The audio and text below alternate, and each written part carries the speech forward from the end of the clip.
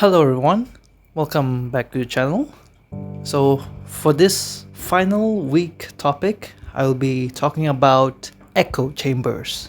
So what is echo chamber by definition? Well, it says right here, it is where a group of participants chooses to connect with each other and excluding outsiders, whom does not correlate with their perspective. Now, what does that mean? So, imagine someone that tries to stay inside a bubble. Echo chamber is like a bubble. He surrounds himself with people who agrees with him, people who has the same interests, people who likes what he likes. If he likes this, then that person likes it as well. A group of person, not just two, a group of them, a community. So what is the effect of echo chamber? Well, it is to reinforce their beliefs, reinforce their opinion. And why do they do that? Well, it is to get a sense of belonging. So you may be wondering, what is inside the echo chamber? Well, inside the echo chamber, there is network. Now, what is network? Well, network is basically a way for them to connect, a way for them to socialize, such as YouTube streaming, the comment section of a video, the Discord servers where they can socialize, they can have a talk, they can share their opinion and share their interests, and also these can create their own culture, their own slangs, their own inside joke in their own echo chamber. So going back to like the YouTube, it is like a social connection. So when they are subscribed, let's say subscribe to each other, they will receive their own friends, their own people content, which slowly grows an echo chamber. The algorithm will keep recommending them their friends videos. While these may sound great, but it can also have another effect, which is content segregation. Now, what is content segregation? Well, let's take an example of my own community, my own God of War community, the combat community. So we love God of War. We love God of War in general. Ragnarok 2018, even the old God of War, we love them. So what is the content segregation here? Well, the content segregation for us will be we won't see any hate videos. We won't see any videos that are talking trash about God of War. We won't see any articles talking badly about God of War, because we love God of War. So we subscribe to each other with the content talking about, loving God of War a lot, posting montages. So if you can recall from last video, I was very angry on the article I was reading. That's because I've never really come across a lot of these hate, these dislike comments about the game that I am playing. It's always just positive. It's always positive. It's rarely negative. Now, as being part of this combat community, we also have our own network, and that is like Discord and YouTube. And we mostly use YouTube a lot. We use YouTube to stream, to socialize with each other. We often support each other. We often teach each other. So these are our amplifier. Now, I'm going to use the term amplifier here for this video. The amplifier, in a way, I mean, is like, how does the bubble grow? Who amplifies it, or what amplifies it? For us, for our network, it's YouTube. Our amplifier is YouTube, and another amplifier would be our own friends that keep uploading the content about God of War. So I'll be using amplifier, and for this video, I'm going to look at the other's perspective. I'm going to go outside of my own bubble of the combat community. So now I'm gonna get out of this bubble. It's gonna be a bit hard. Okay.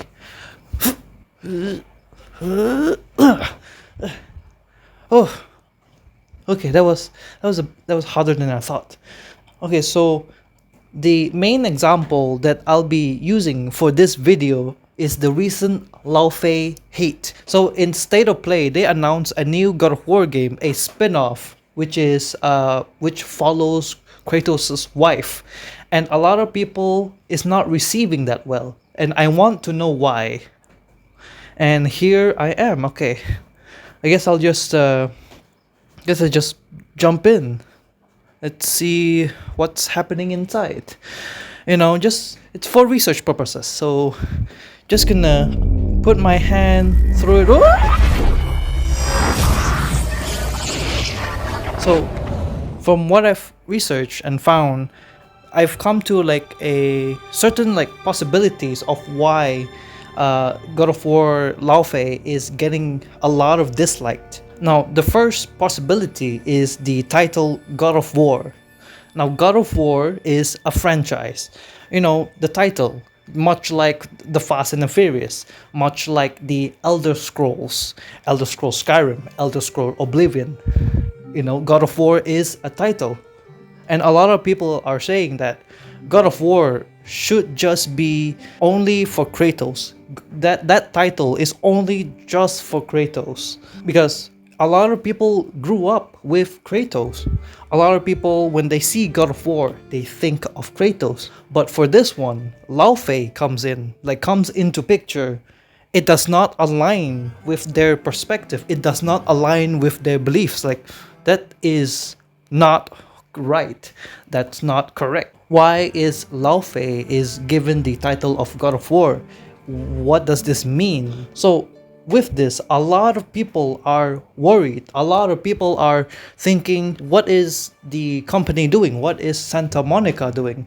What is Sony Games doing? Are they doing this just to get money? Do they care about the story? Do they care about the franchise? What is the direction? So a lot of people are worried, and when people are worried, they try to express it. And one of the amplifier of this expression which is quite funny, is Domino's Pizza roasting God of War, saying that God of War without Kratos is like pizza without pepperoni, which is kind of funny.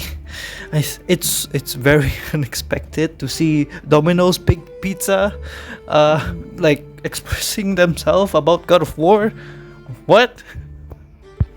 And another amplifier would be some certain YouTubers who are criticizing the God of War Laufey and expressing their own worry, expressing their opinion about it. So these are the amplifiers. And another thing that people are looking at, like a pattern that Sony is making, the decision Sony is making, is what they call replacement. Now, these are the amplifiers: Ghost of Tsushima and The Last of Us. So, Ghost of Tsushima, the first main character is Jin Sakai, and in the sequel, or another story, not really a sequel, they replace Jin Sakai to another new character, which is Atsu, a female protagonist. So for The Last of Us, Joel died in the second game and players had to play as Ellie, as a female protagonist. So people are noticing these patterns, these decisions that Sony is making, and they are worried for God of War. What happens if Kratos gets replaced? What happens if what happens if we don't see Kratos anymore? So audience are caring about the situation. They are worried. People are spreading a lot of these information, a lot of these info regarding what they have noticed. And another reason is completely unrelated to Laufey, and people are very angry that the game is PS5 exclusive and won't be coming to PC. And so with these, since like God of War is very big, it goes viral, they are on the flow of that trend, and their chance to express their opinions and their hate of why they won't get any PC games anymore.